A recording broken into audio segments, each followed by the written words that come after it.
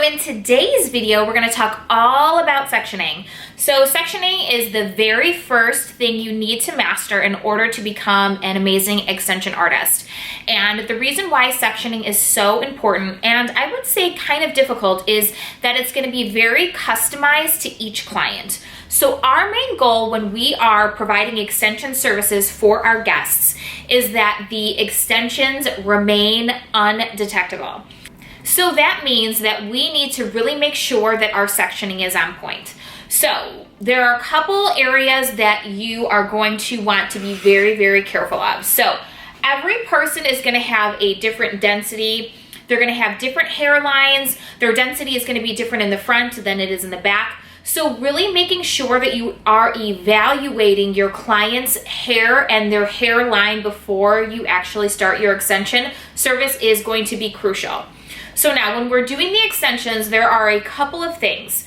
There are going to be many different types of extension services that we're going to provide. There's going to be your 1-row extension service, your 2-row extension service, and your 3-row extension service. So we're going to talk about the reasons why we do those rows. So 1 row is primarily just for adding fullness. You can sometimes get a very, very small extra amount of length if the person has very, very small density. For the most part, it really is just going to be for fullness. I would say that this is probably one of our most popular extension applications that we do in the salon. It's affordable, it's easily maintained, and it's the gateway into getting all the extensions later in the future for our guests. So a couple things. When we are doing our 1-row sectioning, for me personally, there are a couple things that I really want to look for. One, I want to make sure that when the client puts their hair up, that all of the wefts and the actual rows itself are hidden. So with 1 row, it's kind of on the easier side in order to do that because we're really not going to need that much surface area in order to place this part.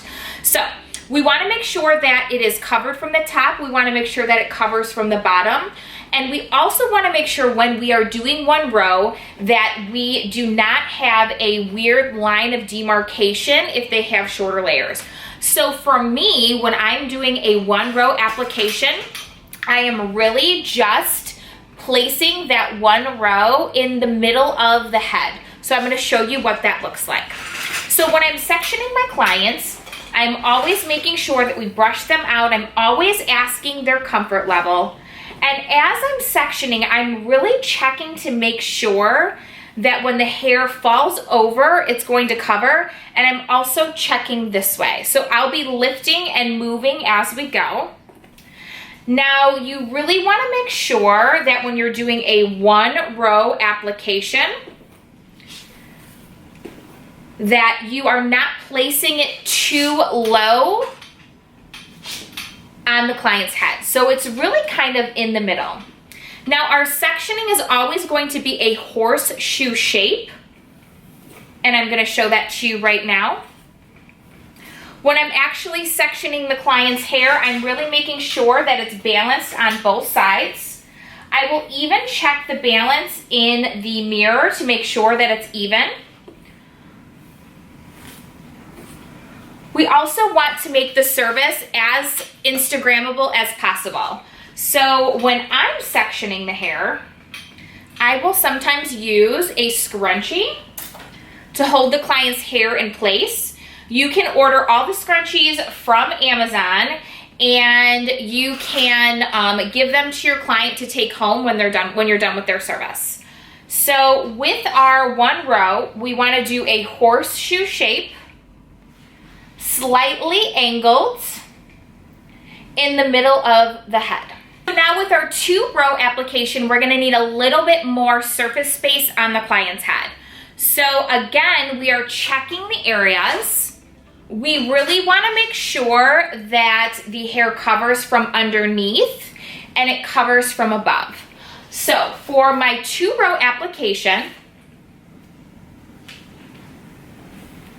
I may take this slightly lower, again, making sure that I have enough hair to cover. And I'm going to dip this down a little bit further in the back in order to make sure that we can fit those 2 rows in there.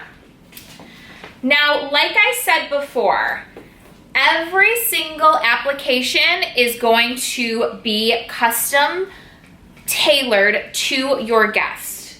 So now you want to make sure that if you're only doing 2 rows and you're adding a good amount of length, I like to leave a little bit of space in between my 2 rows. So that way there's enough extension here to blend out their layers. And I like a little room so when the client is actually like cleansing their scalp, they can get in between. But I really do think that when you're doing 2 rows, you're still in a really good position and have enough room to kind of put a little bit of space in between them. Now, when we get into our 3-row application, this is where you're really gonna have to put the rows very close together.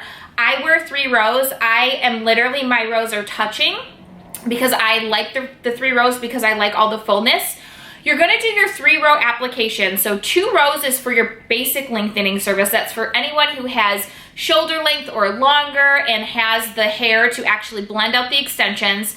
Your 3-row applications are really gonna be for those clients who have shorter hair and you're gonna need more extensions to blend out the shorter pieces. And for those clients who want all the fullness. My hair is on the longer side and I just like all the fullness. So that is why I do the 3 rows. So you're gonna have to custom tailor your extension application to each guest. That's why doing a thorough consultation is so important to find out what the client's hair goals are, what their needs are, what exactly they're looking for, and that'll kind of give you a game plan or a roadmap on how to section. So if you are done with your sectioning and you feel that you have quite a few flyaways, you really want to make sure that these sections are tight. You want to make sure that there's not really any drooping or sagging.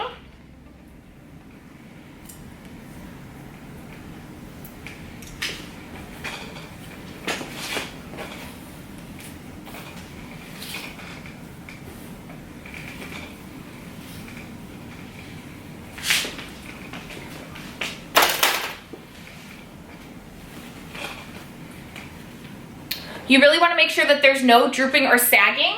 And if you are struggling with flyaways, some clients have flyaways, I will just hit it with a little bit of hairspray. I'll take my comb and just comb everything up. So that way you have a nice clean surface and a nice clean area to work. And this will avoid the issue of having crosshairs, and it will make the service much more comfortable for your guest when you are actually providing the service, because you're not going to catch those little flyaway hairs that are going to possibly get in the way during your application.